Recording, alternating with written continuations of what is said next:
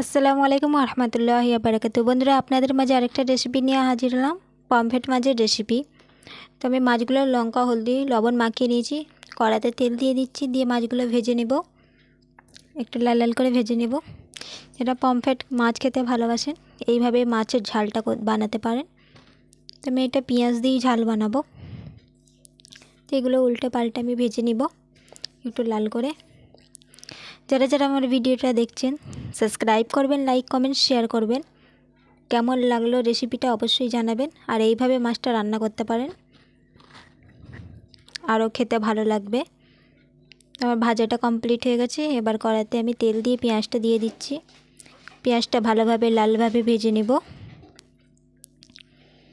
এটা আমি 5 মিনিট মতো নাড়াচাড়া করতে রইল। 5 মিনিট পর আস্তে আস্তে পেঁয়াজের কালারটা চেঞ্জ হয়ে যাচ্ছে। তো এটা আমার একটু ভাজা ভাজা হয়েই এসছে। এর মধ্যে আমি কিছু মশলা অ্যাড করে নিব।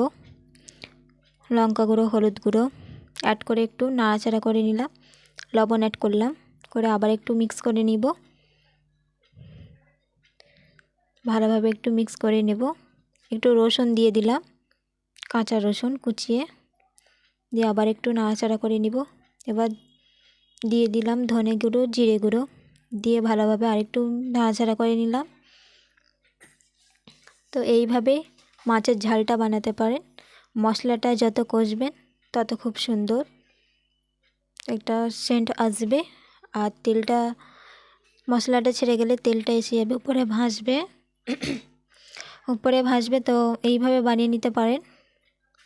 তো আমার মশলাটা কষা হয়ে গেছে অনেকক্ষণ ধরেই, পুরো তেলটা দেখাই যাচ্ছে। এর মধ্যে পানি অ্যাড করে দিব, পরিমাণ মতন পানি দিয়ে দিব।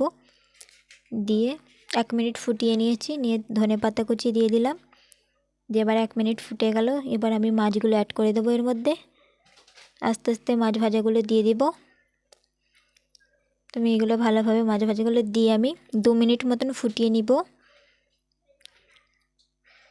তো আমি 2 মিনিট ফুটিয়ে নিলাম।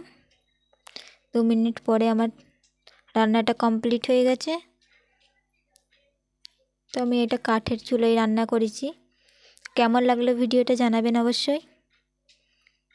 সবাই ভালো থাকবেন। খোদা হাফেজ।